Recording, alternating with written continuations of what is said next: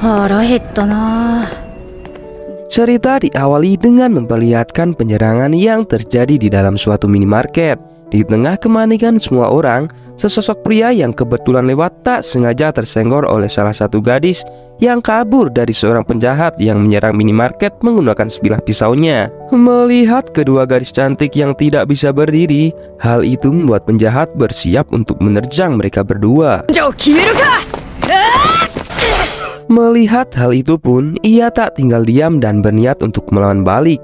Namun, sayangnya meski berhasil menyelamatkan dua gadis itu, sosok cowok itu dibuat tumbang tak bernyawa karena terkena tusukan pisau dari penjahat. Di ambang kematian tersebut, cowok itu merasa bersyukur karena kedua gadis tadi berhasil diselamatkan. Bahkan, dirinya meminta maaf karena telah membuat mereka berdua menangis.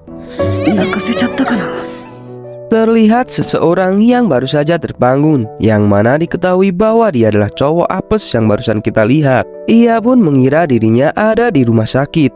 Namun, setelah menoleh ke arah samping, ternyata ia berada di suatu kamar yang terdapat maid dan ibunya. Setelah melihat pantulan dirinya di cermin, ternyata ia telah bereinkarnasi menjadi seorang anak kecil yang bernama Cain. Setelah sedikit memahami kejadian itu, Cain mulai membiasakan tubuhnya. Hal tersebut membuat ibunya dan pelayan di sebelahnya khawatir dibuatnya. Mereka pun menduga bahwa Cain hanya masih linglung karena dirinya yang telah tertidur selama 1 minggu penuh. Kemudian terlihat pelayannya hendak menyiapkan sup untuknya dan menyuruh Cain beristirahat. Cain yang masih bingung kembali bercermin dan seolah tak percaya bahwa dirinya telah bereinkarnasi di negeri lain. Meski mengetahui dirinya yang tak selamat sebelumnya, namun ia tetap bersyukur karena dirinya telah menyelamatkan dua gadis di minimarket. Di tengah kehebohannya, pelayan tadi tiba-tiba masuk kamar dan melihat bahwa Cain sedang memeriksa anunya sendiri. Pelayannya yang bernama Sylvia mengira bahwa Cain telah mengompol dan nampak langsung menurunkan celananya. Meski terlihat malu-malu kucing, Cain pun mengetahui beberapa informasi yang ada, di mana dirinya jadi mengetahui nama lengkapnya sendiri yang bernama Cain von Silford yang berumur 3 tahun.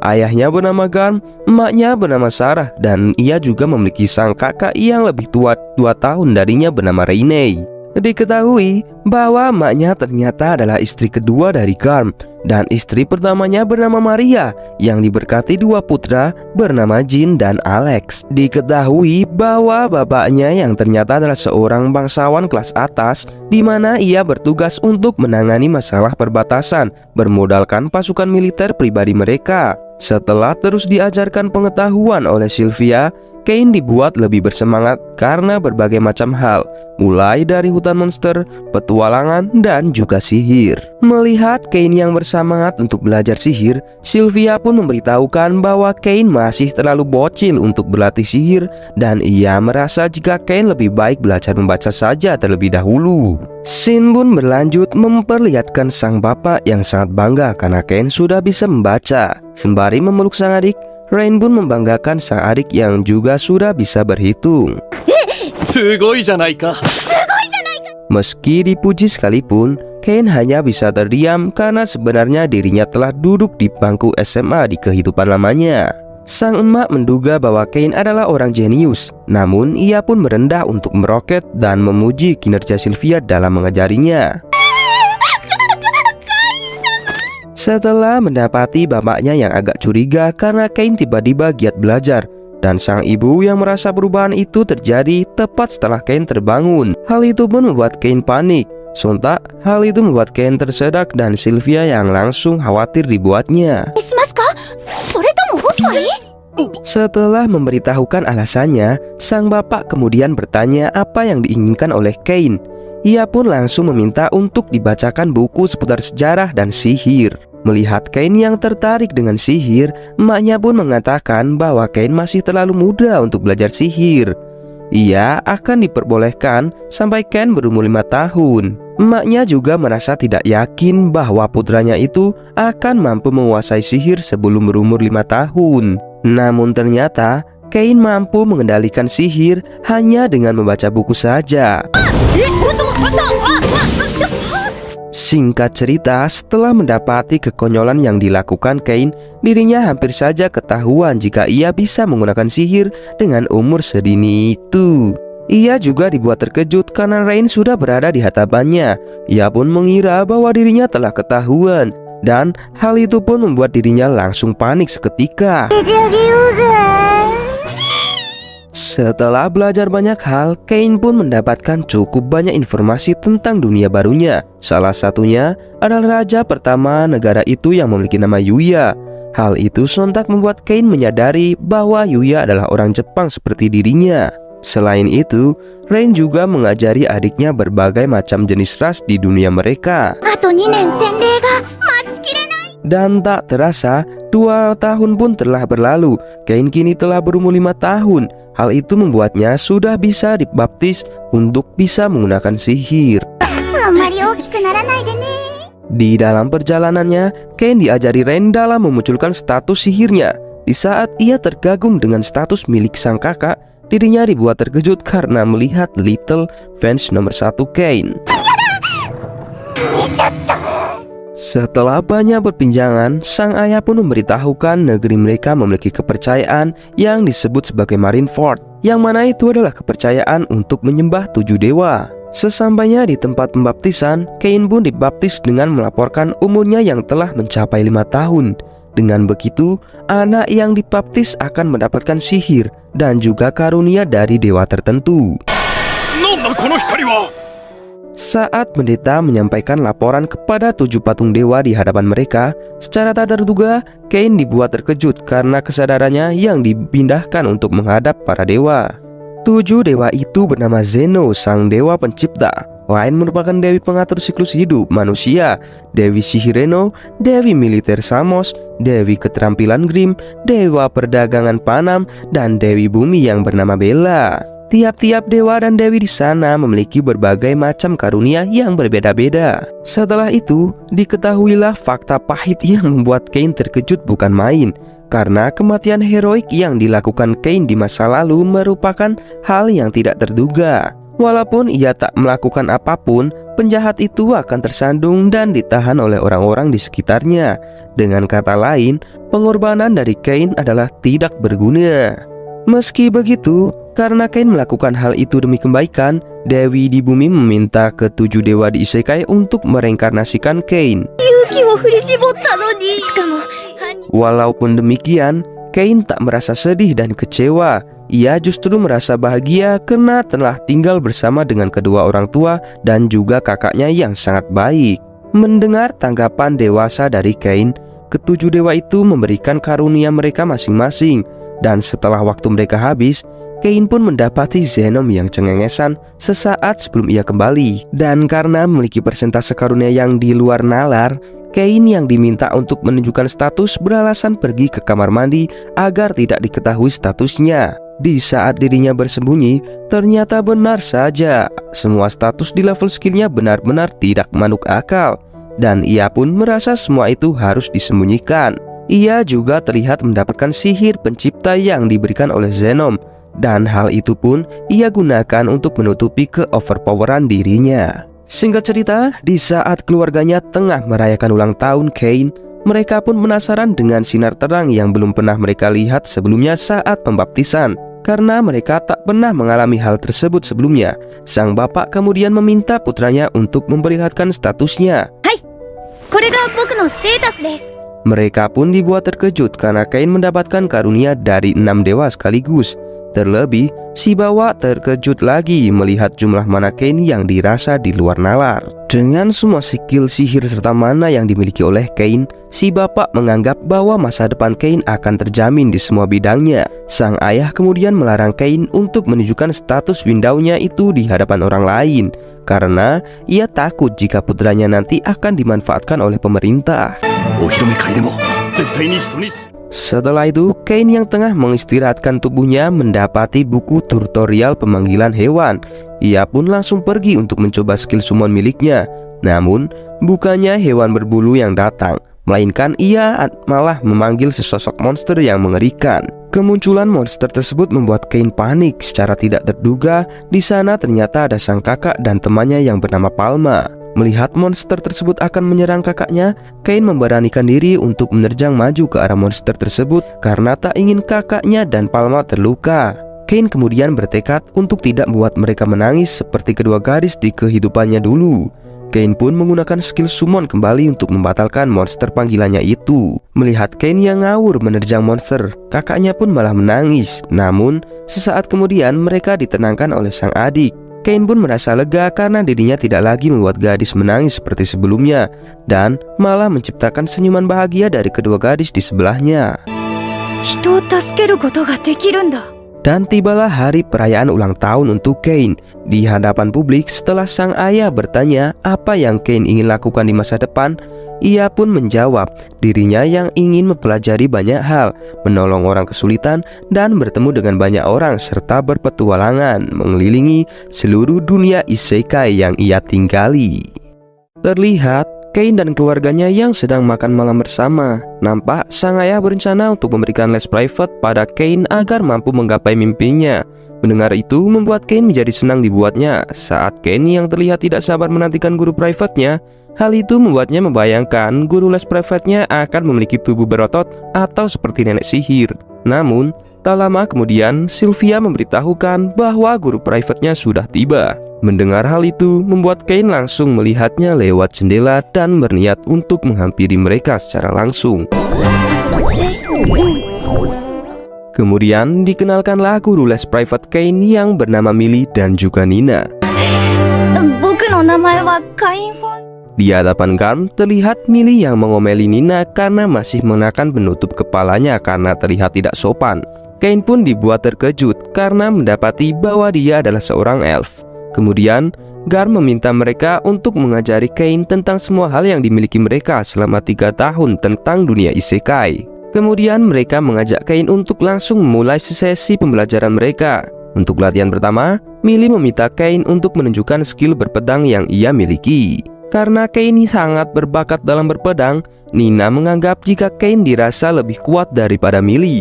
Mendengar hal itu, membuat Millie berniat mengetesnya, dan dirinya mengajak Kane untuk berlatih tanding dengannya. カイン君、本当に5歳？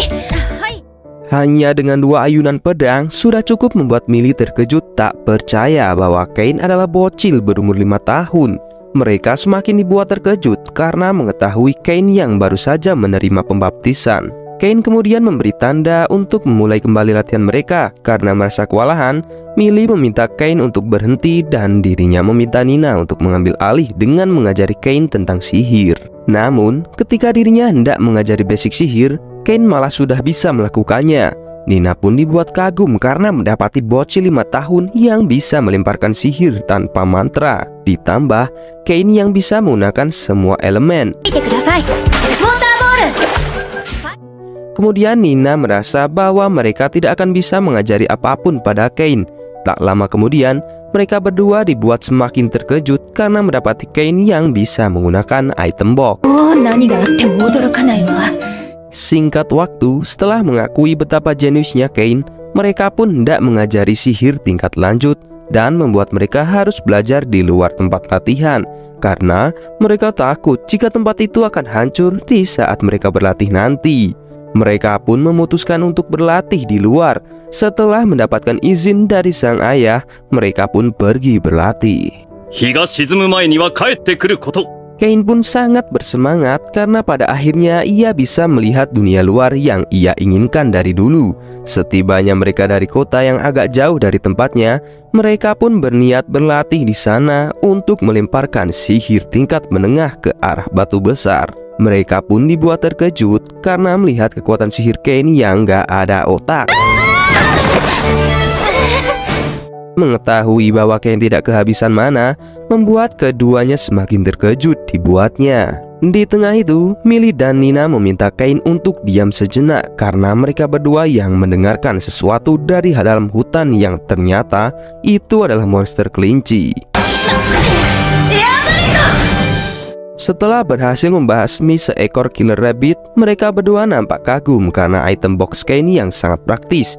di mana mereka memberitahukan ia butuh uang yang sangat banyak untuk membeli sebuah tas sihir seperti item box. Setelah itu, mereka pun berniat melanjutkan perburuan dan Millie menyerahkan pencarian pada Nina.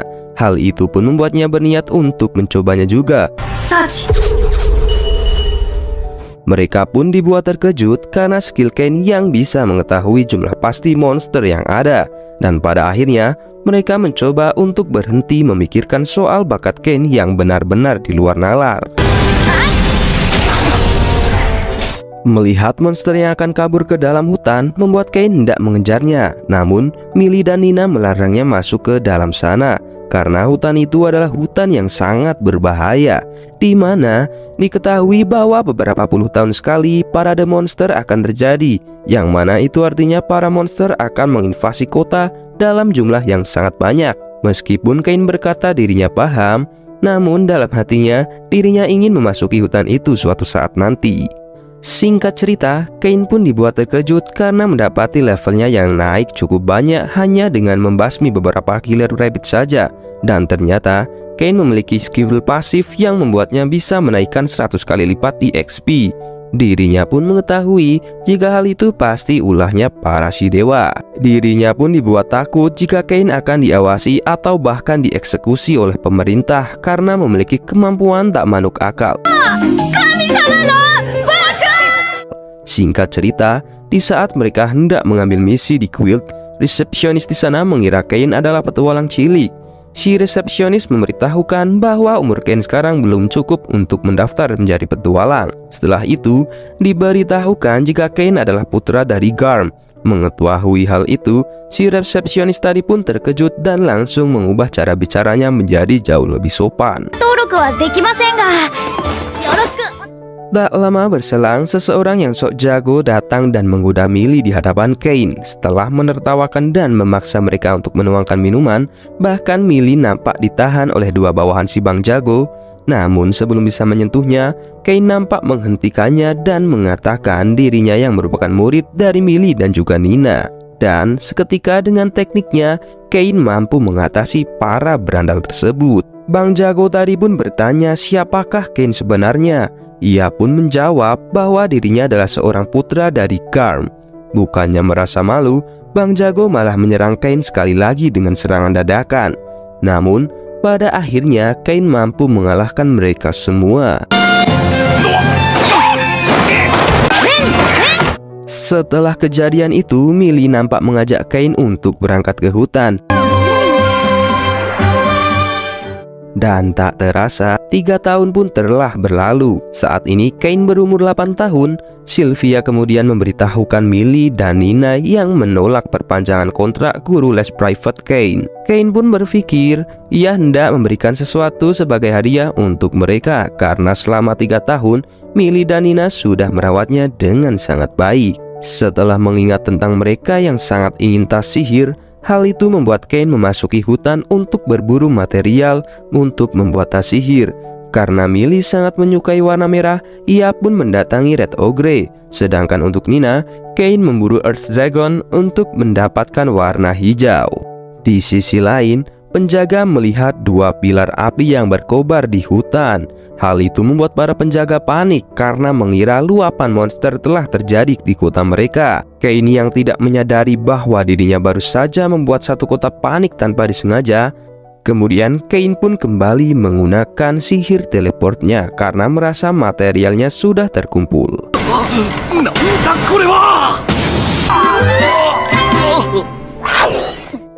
Kane kemudian berterima kasih pada Millie dan Nina dan memberikan tas sihir buatannya sebagai hadiah. Mereka pun terkejut karena Kane berkata dirinya yang telah membuat kedua tas itu. Setelah mengetahui bahan pembuatnya berasal dari 2 monster yang sangat kuat, Millie pun memberitahukan bahwa party saja belum tentu bisa mengalahkan salah satunya. Mereka berdua pun kembali terkejut karena tas sihir yang mereka terima itu memiliki kapasitas penyimpanan yang sangat banyak, di mana tas itu bisa menampung 1 istana tempat tinggal Kane. Millie pun shock bukan main mendengarnya. Kemudian ia pun meluruskan bahwa tas sihir yang ia inginkan hanya akan mampu menampung 1 kereta kuda saja. Dengan kata lain, tas sihir buatan Kane itu memiliki peringkat setara dengan harta negara. Takut akan menjadi incaran orang jahat, Kane pun mencoba menenangkan mereka karena tas sihir mereka yang bisa menyesuaikan diri terhadap pemiliknya. Meski begitu, Millie dan Nina tetap menerimanya dan berterima kasih pada Kane. Dan ucapan itu menjadi salam perpisahan sekaligus menjadi kontrak guru dan murid di antara mereka. Tampak Kane yang sedang melawan seekor monster dan seperti biasanya dengan mudah dia berhasil mengalahkannya. Bahkan kali ini XP dan level Kane meningkat drastis karena monster yang baru dikalahkan berlevel tinggi. Singkat cerita, umur Kane telah mencapai 10 tahun dan kali ini dia harus melakukan debutnya di ibu kota karena setelah berusia 12 tahun, Kane akan mulai bersekolah di akademi. Ayah Kane mengatakan jika mereka akan sampai ke ibu kota dalam waktu seminggu jika tidak ada gangguan monster. Setelah mendengar hal tersebut, Kane memperketat penjagaan dan segera memakai sihir pencariannya untuk memastikan keadaan sekitar. Dan benar saja, ternyata di depan ada pertarungan yang lumayan besar. Kane mengatakan jika ada 10 orang yang diserang puluhan monster di depan. Gam dibuat kaget karena Kane bisa nge-scan keadaan monster sejauh itu. Setelah itu, Gam langsung memerintahkan kesatrianya untuk maju terlebih dahulu dan membantu mereka. Akhirnya, Kane pun melompat dari keretanya dan berlari secepat kilat dengan sihir anginnya. Bahkan, para kesatria utusan ayahnya tak sadar jika Kane telah lewat. Sementara itu, di area pertempuran tampak 2 orang satria yang tersisa. Mereka terlihat tak bisa menyerang lagi dan dikeroyok oleh puluhan monster. Mereka berusaha untuk melindungi kereta ini, teriak kesatria tersebut. Untungnya, Kane datang tepat waktu dan berhasil menyelamatkan mereka. Bahkan, Kane langsung mengalahkan semua monster yang ada di sana. Untuk yang terakhir, Kane harus berhadapan dengan monster yang paling besar. Dia pun segera mengeluarkan pedangnya dan melawan monster tersebut. Lalu, dengan menggunakan sihir api di pedangnya, Kane berhasil mengalahkan monster itu. Sementara 2 kesatria yang tersisa tadi cuma bisa bengong melihat aksinya. Tetapi karena Kane terlalu overpower, kedua kesatria itu malah menjadi waspada. Bahkan mereka melarang Kane untuk mendekati kereta kuda yang dari tadi mereka lindungi. Sadar jika para kesatria itu takut padanya, tanpa basa-basi Kane pun segera memperkenalkan diri. Tak lama setelah itu 2 kesatria utusan ayahnya juga datang. Mereka pun dibuat kaget saat melihat Kane yang telah sampai duluan. Bahkan puluhan monster yang menyerang juga telah dikalahkan semua. Tiba-tiba kesatria yang terluka jatuh karena kondisi lukanya terlalu parah. Lalu dengan ramuan yang dimiliki Kane, ia pun langsung mengobati mereka. Kane juga membawa mayat para kesatria yang meninggal itu dalam item boxnya. Kemudian setelah para kesatria itu sembuh, Gam pun muncul. Dia juga dibuat kaget saat melihat keadaan di sana yang mengerikan. Apalagi saat Gam melihat lambang di kereta kuda mereka. Ternyata kereta yang diserang sama para monster itu adalah kereta milik seorang bangsawan yang penting di kerajaan. Lalu pada saat yang sama pintu kereta pun terbuka dan muncullah 2 orang cewek cantik dari kereta tersebut. Ternyata mereka adalah Celestia dan Silk yang merupakan putri mahkota dan putri Duke Santana. Kedua cewek itu pun berterima kasih kepada Kane dan Gam yang telah menyelamatkan mereka. Kane dan Gam yang melihat kedua putri itu langsung berlutut di depan mereka. Tetapi tiba-tiba Celestia terlihat sempoyongan. Dengan cepat Kane langsung menawarkan diri untuk menyihir mereka dengan sihir relaksasi yang bisa menenangkan suasana hati dan jiwa. Di saat itu juga kedua cewek itu langsung balik lagi moodnya. Mereka terlihat happy banget setelah disihir oleh Kane. Bahkan mereka berdua langsung memanggil nama Kane dengan sebutan sama dan bersikap saling merebut Kane. Dengan tujuan yang sama, yaitu ibu kota, akhirnya kedua putri tersebut meminta Kane untuk menemaninya. Dalam perjalanan, Kane terlihat salting karena dipepet oleh 2 cewek cantik. Bahkan di dalam kereta, Kane masih dibuat rebutan sama mereka. Mereka berdua pun meminta Kane untuk memanggil nama depan mereka agar lebih akrab. Awalnya Kane mencoba menolak karena takut dianggap tak sopan. Tapi lagi-lagi ia tak bisa menolak keimutan mereka dan cuma bisa pasrah. Tak lama kemudian salah satu kesatria memberitahukan bahwa sebentar lagi mereka bakal sampai di kota. Sesampainya di sana, lagi-lagi Teles dan Sik terlihat tak mau pisah sama Kane. Lebih absurdnya lagi, mereka berdua malah menawarkan Kane buat bobo bareng sama mereka. Kane pun berusaha menolak permintaan itu. Begitu pula dengan Gam yang tiba-tiba muncul dan tak mengizinkan hal tersebut. Tapi karena keimutan kedua cewek itu yang memaksa dan memohon agar mereka bisa bobok bareng dengan alasan karena mereka takut jika ada monster seperti tadi yang menyerang lagi. Karena hal tersebut, bahkan Gam sampai tak bisa berbuat apa-apa melihat tingkah mereka. Alhasil, Ken pun setuju buat tidur bareng mereka. 自重しろよ。お前はまだ Di malam harinya, mereka pun bobok bareng. Tetapi karena pengen lebih dekat dengan Kane, akhirnya mereka berdua memepetin tempat tidurnya ke arah Kane. Bahkan mereka juga boboknya nempel-nempelan. 夜は怖いのです。もし魔物が Alhasil, karena salting, si Kane pun malah tak bisa tidur sampai pagi. Saat melanjutkan perjalanan, mata Kane terlihat capek karena tak bisa tidur. Sedangkan Teles dan Silk malah terlihat bahagia dan senang banget karena berhasil tidur sama Kane. 一同は数日の移動 Singkat cerita, mereka pun sampai di ibu kota kerajaan. Lalu datanglah seorang cowok yang langsung menyapa Teles dan Silk. Cowok itu pun langsung berlutut dan memperkenalkan dirinya. Rupanya, dia adalah Daemon yang merupakan komandan kesatria di kerajaan. Saat itu juga dirinya langsung berterima kasih kepada Kane karena telah menolong mereka dan membawa mayat rekan-rekannya. Kemudian, Kane pun langsung mengeluarkan semua mayat kesatria yang dibawanya untuk dimakamkan. Setelah itu, si komandan langsung meminta Kane untuk menghadap raja. Dirinya langsung panik, tetapi ia tak bisa menolak perintah itu. Akhirnya, setelah sampai di kerajaan, Kane langsung disambut di hadapan para bangsawan dan berjalan di tengah mereka. Semua nampak melihat Kane dengan pandangan yang tak mengenakan. Kemudian terlihat si penasihat raja yang memberitahukan prestasi Kane yang berhasil mengalahkan 50 orc dan menyelamatkan Teles dan Silk sendirian. Para bangsawan yang ada di sana langsung ribut dan tak percaya. Kemudian raja pun memberikan penghargaan pada Kane berkat prestasi dan jasanya.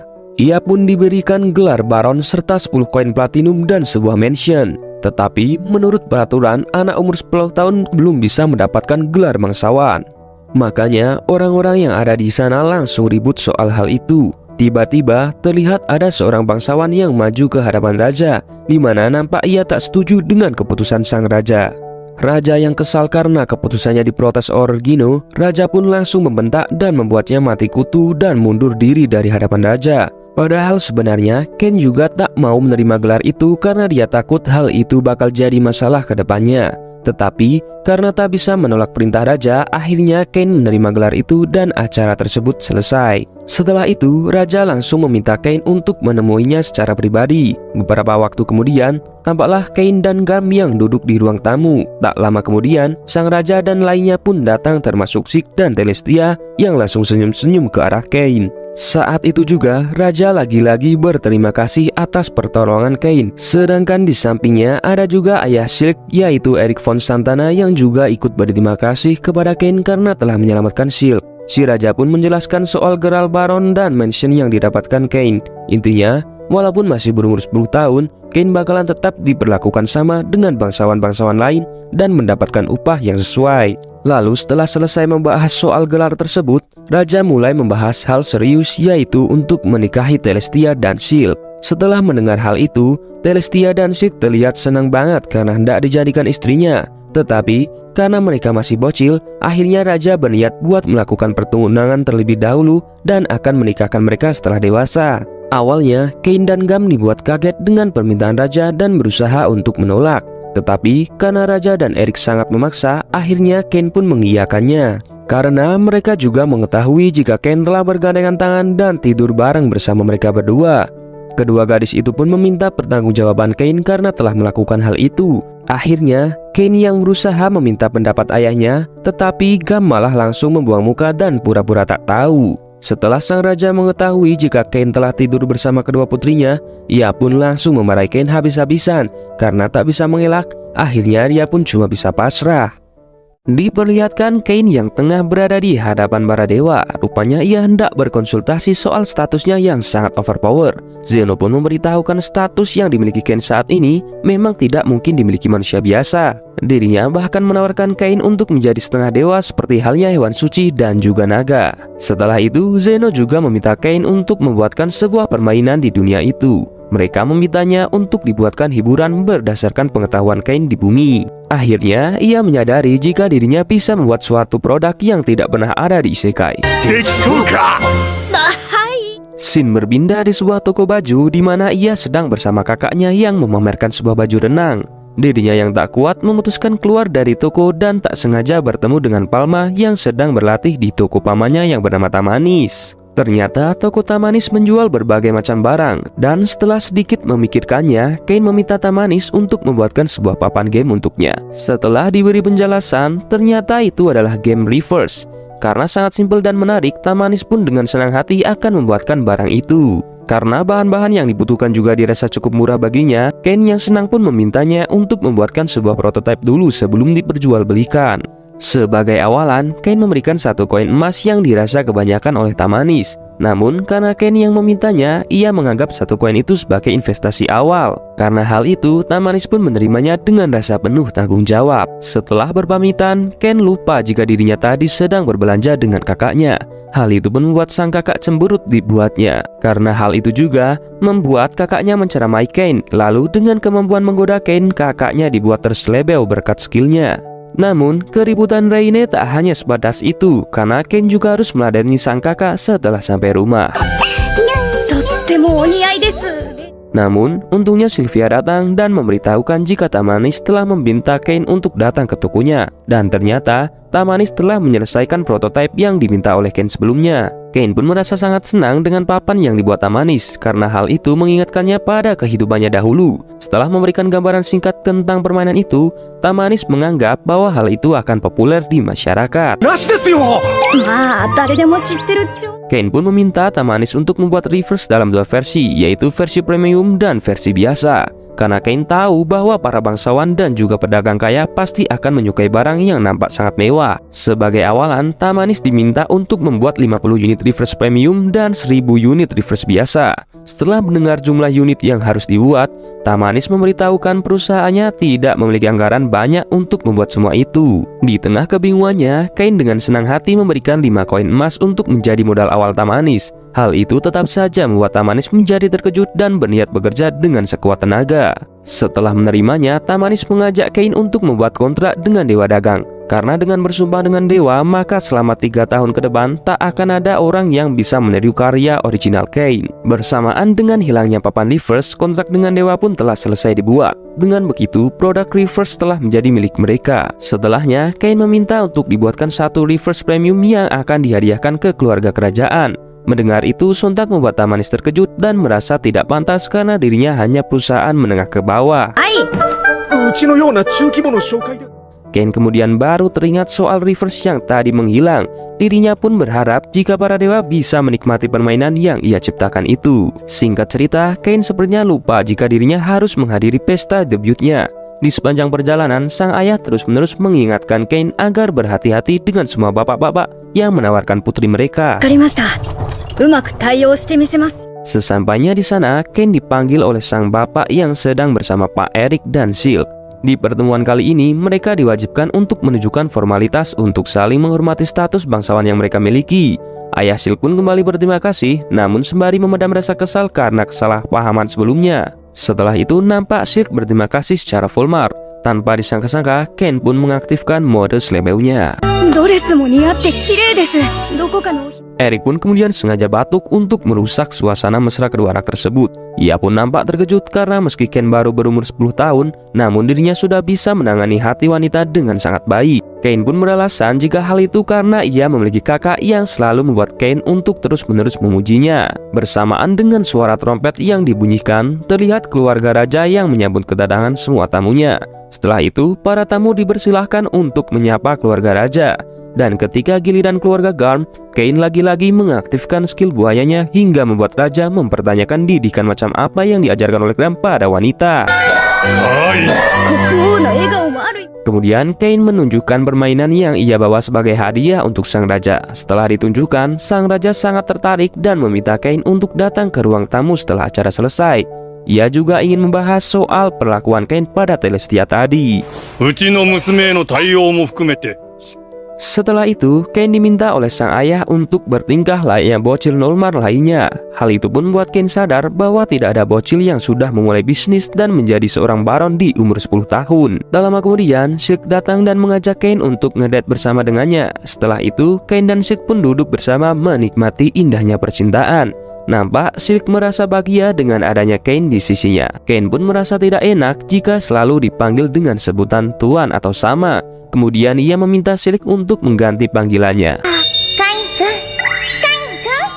Di tengah kebersamaan mereka, 3 bocil kematian datang dan mengganggu suasana yang ada. Si bocil gendut nampak memuji Silk dan berharap jika Silk akan jatuh hati dengannya. Namun Silk pun malah menanggapinya dengan sangat dingin. うわ、すごい塩対応。 Singkat cerita, karena kesalahpahaman yang terjadi, ketiga bocil ini mengira Kain adalah putra Baron yang sangat tidak sopan bagi mereka.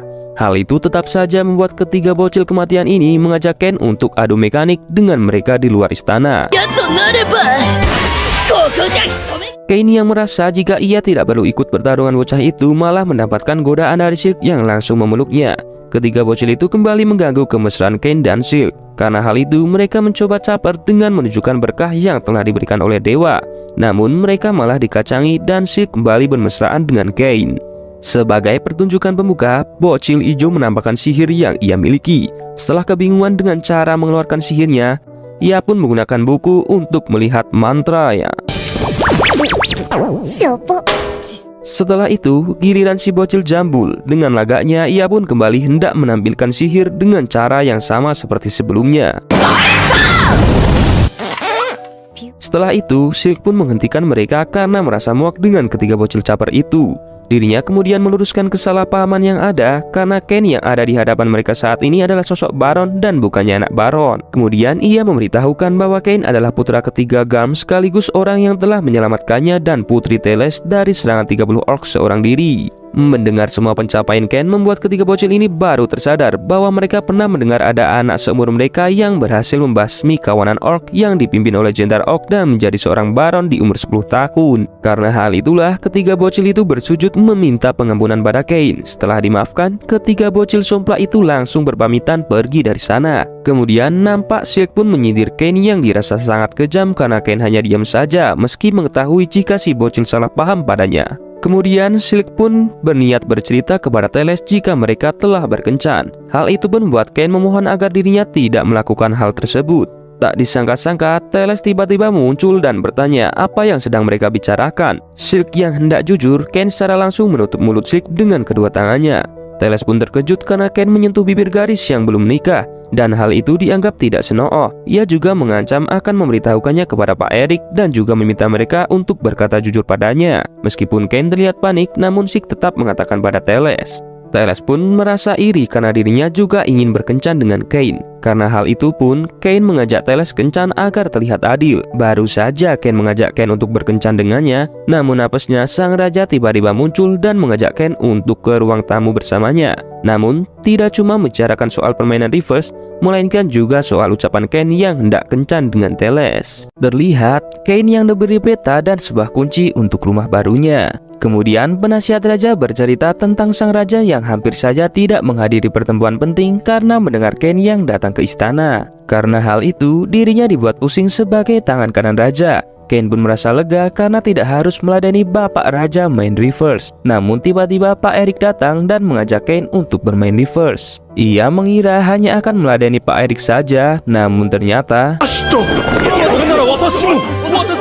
mengikuti peta yang diberikan tadi, sampailah Kain di sebuah rumah besar yang sudah tidak berpenghuni. Melihat rumah yang sangat kotor dan berantakan, Kain pun langsung menggunakan sihirnya dan berhasil membuat rumah kotor menjadi sebuah rumah yang sangat berkilau.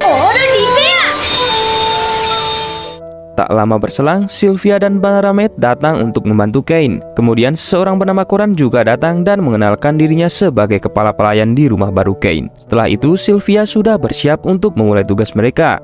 Namun ternyata, Kain mengatakan jika ia telah membersihkan rumah menggunakan sihir. Karena telah memahami ke-overpoweran Kain, Sylvia nampak biasa saja dengan ucapan Kain barusan.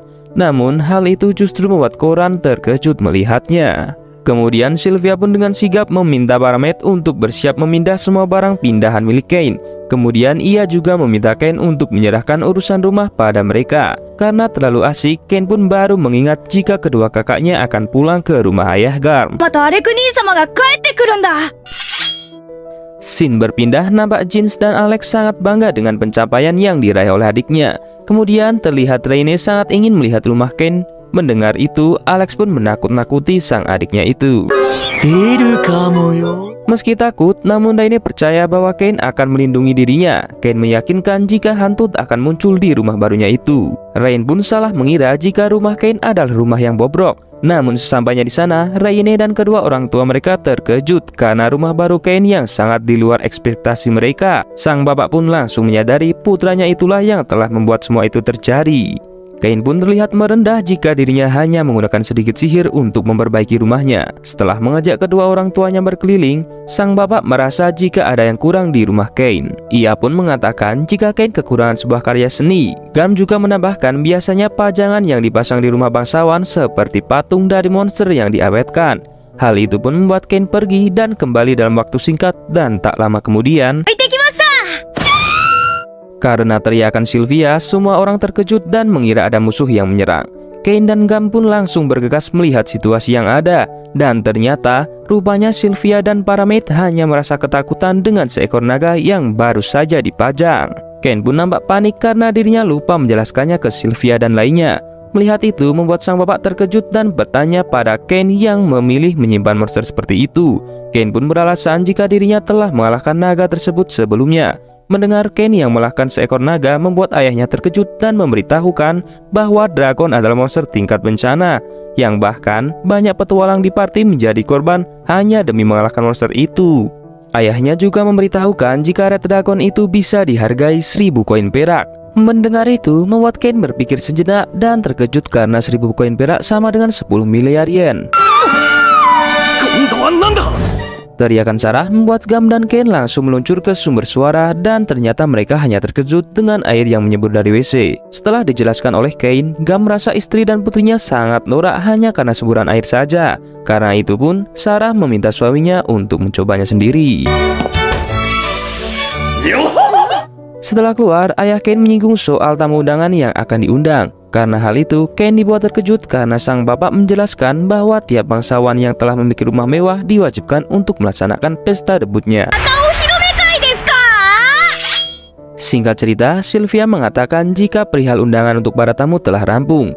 Namun, Ken pun merasa bingung apakah ia harus mengundang raja atau tidak. Koran pun menjelaskan jika hal itu hanya bisa dilakukan oleh bangsawan tingkat tinggi. Setelah itu, Ken juga merasa kebingungan dengan apa yang harus ia sajikan kepada tamu. Sylvia menyarankan agar Ken menyelenggarakan perjamuan dengan ciri khasnya sendiri. Mendengar itu membuat Ken seolah memiliki ide di mana Ken akan menciptakan sebuah gelas kaca bermotif yang akan dia gunakan sebagai hadiah. Selain itu, ia juga menyediakan hamburger sebagai sajian utama yang akan diberikan. Setelah selesai membuatnya, Ken pun meminta Sylvia untuk mencicipinya. Setelah itu, Sylvia juga diminta untuk menilai rasa sake, dan tanpa disadari ia malah bablas meminum lebih dari 1 gelas sake. Hal itu pun membuat Ken menyadari bahwa Sylvia adalah tipe orang yang tahan alkohol. Tak lama berselang, koran datang dan menyampaikan pesan kepada Ken untuk segera datang ke istana. Scene berpindah memperlihatkan sang raja yang terlihat ngambek karena Ken mengundang Pak Erik dan juga penasihat kerajaan ke pesta debutnya. Namun Ken malah tak mengundangnya selaku orang yang telah memberikan rumah itu padanya. Melihat sang raja yang ngamuk karena Pak Erik memamerkan surat undangan yang ia dapatkan,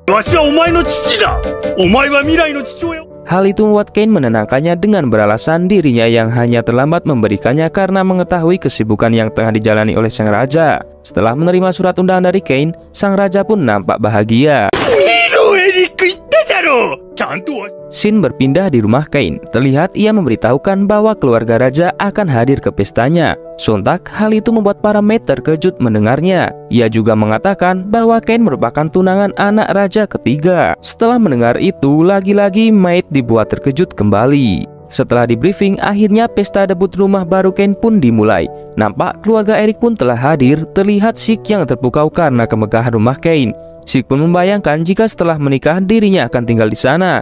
Namun sang bapak menyadarkannya karena itu masih cukup lama baginya. Singkat cerita, setelah memberikan sambutan untuk para tamu di sana, Gam merasa terkejut dengan minuman yang baru saja mereka minum. Karena saking enaknya sampai membuat mereka terlena dengan rasanya. Tidak hanya rasa saja, gelas kaca yang dibuat oleh Ken juga cukup mengejutkan Erik. Setelah itu, Ken pun memberitahukan bahwa gelas serupa juga akan dihadiahkan pada semua tamu yang hadir di pestanya. Pak Erik pun berterima kasih sembari memuji masakan yang disajikan. Karena meski masih berumur 10 tahun, tetapi Ken sudah pandai memuaskan perut seorang wanita. Setelah itu, para tamu dibuat terkejut karena melihat keluarga raja yang juga turut hadir di sana. Sang raja pun meminta kepada semua orang untuk melanjutkan pestanya. Baru saja duduk, sang raja langsung dibuat terkejut dengan gelas dan juga rasa dari minuman di dalamnya. Tidak hanya itu, sang raja juga dibuat terkejut dengan rasa hidangan hamburger yang ia makan. Tak lama kemudian, sang ratu juga mempertanyakan benda pencuri yang di dalam toilet. Dirinya pun merasa kamar mandi istana raja juga harus memilikinya. Sang raja pun bertanya maksud dari istrinya dan kemudian sang ratu meminta suaminya untuk mencobanya sendiri. Karena itu pun sang raja kemudian memuji semua hal yang ada di dalam rumah baru Kain dan mengatakan jika pesta debut Kain bisa menjadi pesta debut terbaik yang pernah ia hadiri. Mendengar pujian dari sang raja membuat semua tamu di sana bertepuk tangan untuk Kain. Di tengah perayaan itu, koran memberitahukan jika Marcus Cordino telah datang. Setelah merendahkan Kain dan juga rumahnya, koran yang hendak menjelaskan tentang patung Red Dragon di dalam langsung dihentikan oleh Kain. Setelah melihat Cordino histeris, Kain menjelaskan jika itu adalah seekor Red Dragon yang telah ia awetkan. Sesampainya di dalam, para tamu dibuat emosi dengan sikap Cordino yang sangat tidak sopan. Setelah mencicipi makanan dan juga minuman di sana, nampak Cordino pun enggan untuk mengakui enaknya hidangan yang telah disajikan oleh Kain. Melihat Kain yang emosi, koran menasehatinya agar ia menahan diri di hadapan seorang Marcus. Kemudian ia pun memiliki satu ide. Setelah itu, Kain terlihat mengantar gelas kaca untuk cinder mata pada Marcus. Bukannya berterima kasih, Marcus Cordino dengan seenak jidatnya meminta gelas 100 unit beserta dengan sake dan juga resep hamburgernya. Setelah itu, Kain pun mengatakan jika dirinya hendak memberikan hadiah terindah pada Cordino. Kain memberitahukan jika hadiah itu bahkan jauh lebih berharga daripada permata. Melihat itu, Marcus pun terkejut dan mempertanyakan alasan sang raja yang juga ada di sana. Sang raja pun mengatakan jika hal itu karena Kain yang telah menyelamatkan Telestia. Setelah mendapatkan sedikit ancaman dari sang raja, Marcus pun kabur dari sana dan tak lama kemudian, Zeke mendekati Kain dan menyadari bahwa itu tadi adalah taktik yang digunakan oleh Kain untuk mengusir Marcus Cordino. Kain-kun te itazura ko. Karena hal itu pun membuat Raja dan Eric menyadarinya jika Kain telah memanfaatkan mereka. Singkat waktu, Kain bertemu dengan wakil Kapten Daim. Setelah saling menyapa, Kain memberitahukan dirinya yang datang untuk menaruh semua bahan monster yang ada sesuai dengan arahan Pak Magna. Setelah itu, Kain pun diajak pergi ke gudang penyimpanan. Akan tetapi, Kain merasa ragu jika ruangan itu tak akan cukup untuk semua monster yang ia miliki. Mendengar hal tersebut membuatnya terkejut dan mengira ada Red Dragon di antaranya. Kain pun membenarkannya jika monster yang ia bawa hanya sekelas Earth Dragon saja. Mendengar hal tersebut membuat Daim shock. Hal itu karena Earth Dragon diketahui mampu membuat petualang kelas A pun belum tentu bisa mengalahkannya. Setelah hal tersebut, Daim meminta Kain untuk meloloskan semua monster di dalam lapangan. Daim pun terkejut melihat monster yang dikeluarkan Kain terlalu banyak. Selain itu, Daim juga mengira jika Kain merupakan seorang pahlawan ataupun utusan dewa. Mendengar hal tersebut membuat Kain sempat panik. Kain berusaha tetap tenang dan memberitahukan dirinya hanyalah anak biasa saja. Setelah itu, Kain terlihat hendak pergi langsung dicegat oleh Daim. Ia pun diminta untuk melakukan latihan tanding dengan para kesatria. Selain itu, Daim juga berniat untuk mengenalkan Kain pada kaptennya. Sesampainya, Daim memperkenalkan Kain pada prajurit. Kain juga menanyakan di mana sang kapten berada. Daim kemudian menjawab jika ia akan segera datang. Di sisi lain, Kain terlihat diremehkan oleh salah satu prajurit. Namun dengan mudah, Kain mengalahkan prajurit tersebut. Bahkan ia berhasil mengalahkan semuanya saat digengbeng. Singkat waktu, tiba-tiba seorang gadis datang dan memarahi semua orang di sana karena telah mengerok seorang bocil. Gadis elf itu kemudian memeluk Kain karena merasa jika Kain butuh perlindungan. Selain itu, Daim juga ikut mendapatkan kritikan dari gadis tersebut. Dan tak disangka, ternyata gadis elf tersebut adalah seorang kapten kesatria yang telah diceritakan Daim sebelumnya. Setelah si kapten mengetahui Kain yang mengalahkan 30 orc sendirian, sontak hal itu membuat sifatnya berubah seketika. Tanpa basa-basi, Kapten Onesan tersebut langsung mengajak Kain untuk adu mekanik dengannya. Tanpa memikirkan pedang yang digunakan, Onesan berboba jumbo ini langsung bersiap menyerang Kain dengan segenap kekuatannya. Baru saja merasakan satu serangan Kain, gadis itu nampak menggunakan bus miliknya dan bertarung dengan serius. Semua prajurit dibuat terkejut karena Kain yang mampu mengimbangi kapten mereka bermodalkan sebilah pedang kayu, ditambah pergerakan Kain yang dirasa semakin cepat bagi mereka. Setelah beberapa saat, Kane menggunakan jurusnya dan dapat bergerak jauh lebih cepat dari sang kapten. Setelah berhasil mengalahkan sang kapten, ia pun terpukau dan memutuskan untuk melamar Kane. Dan karena hal tersebut, langsung membuat semua orang di sana terkejut mendengarnya. Kane pun terlihat ketakutan karena dirinya dilamar oleh seorang sostakon yang sangat kawai dengan boba jumbonya. Ditambah mereka yang bahkan belum saling mengenal satu sama lain. Kemudian terlihat si kapten mengenalkan dirinya. Rupanya ia adalah seorang elf bernama Tifana. Tidak hanya menjabat sebagai seorang kapten, tetapi ia juga merupakan seorang terhormat sekaligus putri dari seorang The Cribble yang memimpin hutan di utara. Dengan tampang bloonnya, Ivana tidak peduli dengan perbedaan usia di antara mereka, karena elf hidup hingga 300 tahun lamanya. Setelah itu, Kane dibuat panik karena meski telah ditolak sekalipun, Ivana tetap bersikeras dan dirinya bahkan berniat menemui raja mereka. Ivana kemudian meminta Daim untuk mengatur pertemuan resmi dadakan dengan sang raja. Dirinya juga meminta Daim untuk membawa Kane dengannya. Scene berpindah, terlihat sang raja dan lainnya. Sang raja pun penasaran kenapa Kane juga ada di sana. Ivana kemudian bangkit dan langsung to the point dengan sang raja untuk melamar Kane. Setelah sang raja meminta penjelasan Kane, dirinya memberitahukan jika Kane hanya menang adu mekanik dan berujung dilamar olehnya. Karena Kane tidak tahu apapun soal Ivana, hal itu membuat sang raja menjelaskan bahwa di masa lalu, para elf memiliki paras yang sangat cantik. Bahkan mereka seringkali diculik dan diperjualbelikan oleh manusia. Namun berkat wasiat sang raja pertama yang bernama Yuya, kejahatan itu pun dapat dihentikan dan berkat itu juga bangsa manusia dan juga elf dapat bersatu di satu tanah. Dan pada dasarnya, Ivana merupakan seorang putri kerajaan yang telah diakui oleh sang raja. Dengan kata lain, Kane telah dilamar oleh putri kerajaan. Demi mencegah hal itu terjadi, sang raja mengungkapkan tentang hubungan Kane dengan Teles yang telah menjadi tunangannya. Namun ternyata hal itu malah membuat rasa cintanya pada Kane semakin tinggi. Karena itu artinya Kane telah diakui oleh sang raja. Tak memiliki pilihan lain, sang raja akhirnya menerima lamaran Ivana dan juga Kane dengan syarat Ivana harus mendapatkan izin dari Raja Ribble terlebih dahulu. Ivana yang memahami hal tersebut langsung berpamitan pergi dan mengajak Kane untuk ikut menuliskan surat pada sang bapak sekaligus memperdalam hubungan cinta di antara mereka. Setelah mereka berdua pergi, sang raja seolah tak percaya karena kesatria terbaik di negerinya bisa dikalahkan oleh Kane. Makna pun mengira jika Ivana sedang tidak sehat. Namun Daim menyangkalnya dan hal itu membuat sang raja penasaran rahasia di balik kekuatan Kane yang terlalu overpower. Dirinya pun bertanya pada Gam selaku ayahnya, namun Gam sendiri bahkan tidak mengetahui alasannya. Sesaat kemudian, Daim pun mengingat ketika dirinya tadi bertanya pada Kane soal dirinya yang merupakan pahlawan atas seorang utusan dewa. Reaksi panik sesaat Kane itu membuat Daim terus memikirkan hal tersebut di tiap waktunya. Mendengar itu membuat sang raja merasa ada sesuatu pada diri Kane. Kemudian Makna pun mengusulkan untuk mengetes Kane menggunakan satu benda. Beberapa hari kemudian, Kane bertemu dengan Daim, di mana ia pun mengatakan tentang dirinya yang mendapatkan titel pedang suci sama seperti yang dimiliki oleh Ivana. Ia pun menduga jika hal tersebut ia dapatkan karena Kane yang selalu beradu pedang dengan Ivana. Setelah itu, Kane lagi-lagi diseret oleh Daim ketika hendak pergi dari sana untuk bertemu dengan sang raja. Singkat cerita, setelah Kane di depan raja, kemudian terlihat Makna yang nampak memberikan sebuah buku tingkat kaisar yang diwariskan pada keluarga raja, di mana buku itu adalah buku sihir yang langsung dibuat oleh Yuya sang raja pertama, yang diduga Kane merupakan orang reinkarnasi dari Jepang juga. Senang dengan hal itu, Kane pun langsung membuka dan membacanya. Kemudian diberitahukan bahwa tak ada orang yang bisa membaca buku itu, bahkan keluarga raja sekalipun. Hal itu dikarenakan itu dibuat dengan bahasa Jepang. Sontak hal itu langsung membuat Kane tak bisa menghindari dan tak bisa mengelak dengan berbohong sekalipun. Sang raja kemudian bertanya pada Kane sekali lagi, siapakah Kane sebenarnya? Kane pun kemudian merasa ketakutan akan kehilangan semuanya jika mereka mengetahui kebenaran tentang dirinya. Namun dalam hati terdalam Kane, ia juga meyakini mereka akan memahami perasaannya itu.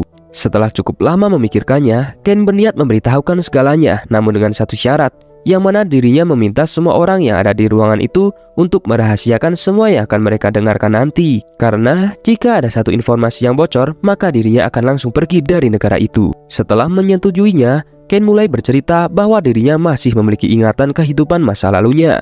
Bukan kehidupan tentang negaranya sekarang, melainkan tentang negara asal dari raja pertama yang bernama Yuya, yaitu negara Jepang.